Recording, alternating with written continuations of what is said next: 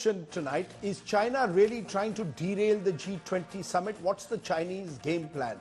Joining me now is Einar Tangen, American-Chinese political and economic affairs commentator from Beijing. And I'm joined by Shrikant Kondapalli, Dean of School of International Studies, Professor of China Studies at Jawaharlal Nehru University, and Brahma Chelani, Strategic Affairs expert, joining me. First to you there in China, Einar Tangen. What is the message that Xi is sending out by not coming? You've got the Americans also suggesting it's most disappointing not to have the Chinese president here. What's the big message coming out?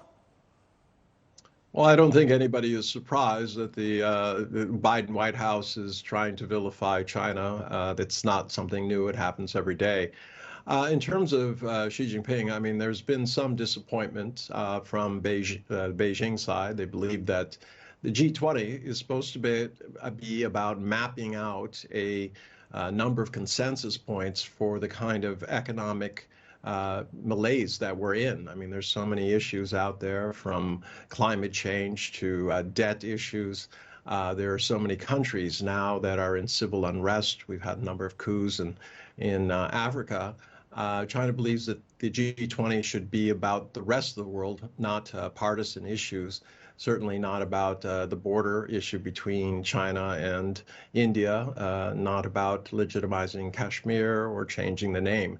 Now, I know so all the more. Then why should the Chinese president not attend? This is a multilateral summit. Keep all your differences aside, and at least in a multilateral summit of this kind, make your presence felt.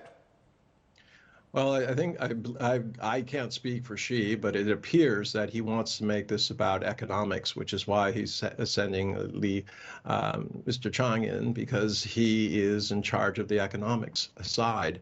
If Xi goes there, he feels that it looks like he feels that the communique will be hijacked by India's desire to get some concessions on the border dispute.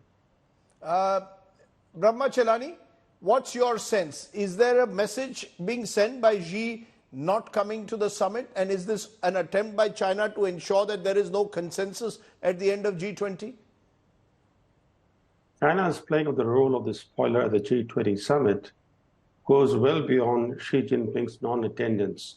For example, in the pre-summit deliberations to finalize the New Delhi summit's outcome, China has sought to block debt relief for heavily indebted nations. After all, China has been employing debt trap diplomacy for a long time. But the Sino-Indian border crisis is also casting a shadow on G20. It would have been odd for Xi Jinping to visit New Delhi without seeking to defuse the border confrontation with India, which was triggered by China's stealth territorial encroachments into Ladakh in April 2020. For the past 41 months, tens of thousands of troops on each side have been facing off along the Indo-Tibetan border. By deciding to skip the G20 summit, Xi Jinping may be doing India a favor. It would have been particularly galling to India had Xi Jinping visited New Delhi, even as China's border aggression continued. The risk of the ongoing border confrontation escalating to intense bloody clashes or even a limited border war can no longer be discounted given the large-scale forward military deployments by both sides. One would have expected the invitation to Xi Jinping to attend the G20 summit to catalyze efforts to defuse the dangerous confrontation. In fact, in the military-to-military talks that were held a few weeks ago, the Indian and Chinese sides tentatively came to a broad understanding to defuse the border crisis in a gradual manner. But at the political level, the Xi Jinping regime recoiled from concluding a deal with India. And when Modi and Xi Jinping met at Johannesburg, China issued a statement that undiplomatically claimed that the meeting was held at Modi's request, a claim India said was untrue. The fact is that Xi Jinping has been wearing his intransigence on his sleeve.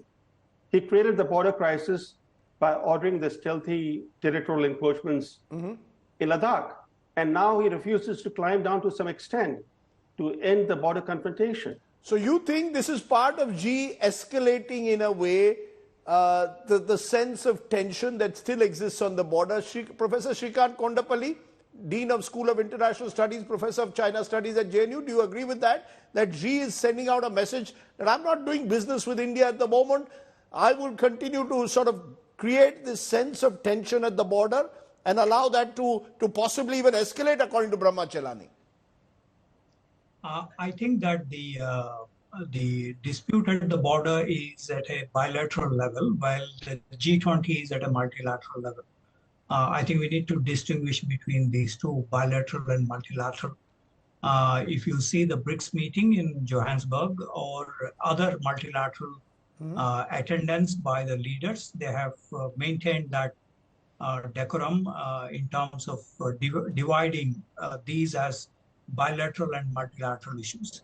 But I think that Xi Jinping is skipping this meeting primarily for two reasons. One, the Chinese isolation that is quite possible after President Putin declared on August 28th that he would not be visiting New Delhi for this meeting.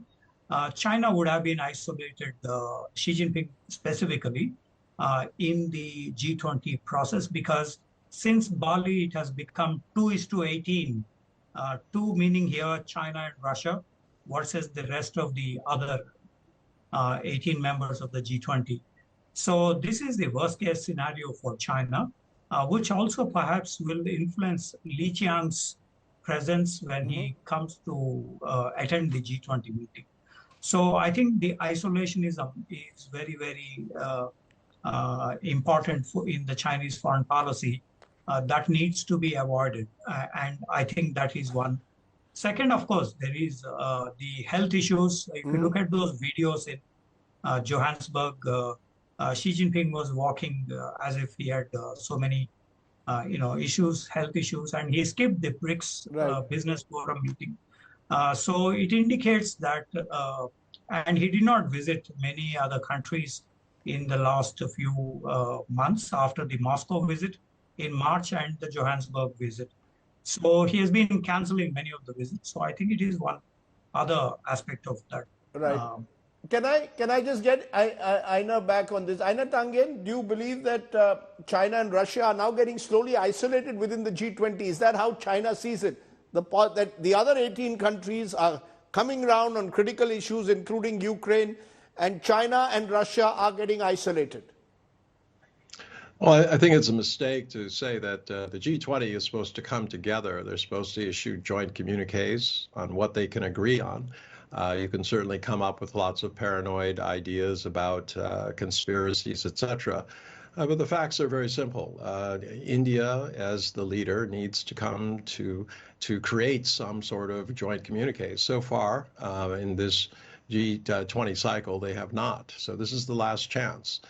Modi and India were counting on showing diplomatic chops, the ability to get people together, and right now it doesn't seem that way. Remember, the G20 was created to deal with the last financial crisis, and unfortunately this time around it has not been able to do that. And what you've seen is, in this kind of vacuum, you've seen the BRICS come forward. Now, at the BRICS meeting, all of the individuals, India included, Russia, China, Brazil, etc., were able to agree to add more members. I think there's a tremendous amount of cooperation shown there. So this idea that Xi Jinping is sick, or that this is all some sort of charade, I think is incorrect. I don't think that China is concerned about its image right now. It's more concerned about the economic realities at home, and they would like to see a world that is more peaceful, because they depend on trade. Okay. So they're not interested in the kind of wars that are going on in Ukraine. They're certainly not interested in more conflicts elsewhere, as they've demonstrated by trying to bring countries together in the Middle East, Iran and Saudi Arabia in particular, and in other areas. So I think India and China actually have the same ideas, but local politics is getting in the way, especially for with the election coming up next year. Final word, 1 minute to go. Professor Chelani, what's your sense? That are the Chinese going to block any kind of consensus at G20? And is that really the reason, in a way, that China wants to send out a message in the way that they have? Well, there are two issues. One issue goes beyond the New Delhi summit. The G20 faces a crisis because of the growing international divisiveness. Sharpening geopolitical competition is making it difficult for the G20 to help coordinate policy for the global economy. This was on full display at the last summit in Bali, and the New Delhi summit will also mirror the widening international divisions. But there is also a more fundamental issue. It is the Sino-Indian rivalry. The Sino-Indian rivalry is impeding efforts to unite the global South. It's also going to impede efforts to transform BRICS into a credible alternative to the G20 and the G7. And then there is the issue of the border confrontation between India and China. Xi Jinping seems caught in a military crisis of his own making. He may want to resolve the crisis, but without losing face. His efforts to compel India to buckle have come a cropper. The only way to end the military standoff is through a deal to implement a sequential process of disengagement, de-escalation, and de-induction of rival forces. But no deal is possible without the aggressor willing to settle matters. Okay, so you're saying, in a way, the ball is in the Chinese court at the moment, and China has to decide which way it's going to turn, and G20, in a way, could well see the isolation, some believe, of China and Russia. We'll wait and see how that plays out, but I appreciate my guest joining me here on our other talking point tonight.